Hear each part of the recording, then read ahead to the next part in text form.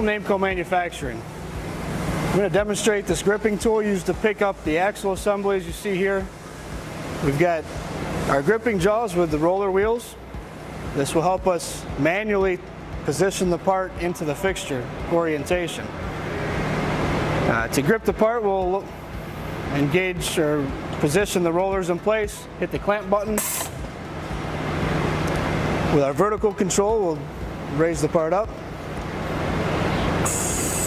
We do have this on a incremental rotate as well, so with the rocker switch, you'll have your rotate control.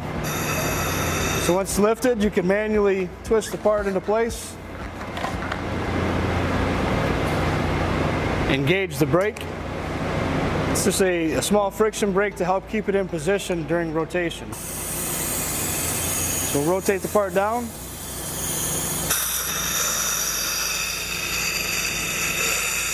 Guide it into place, pull the common trigger and the unclamp button at the same time for a two-hand release.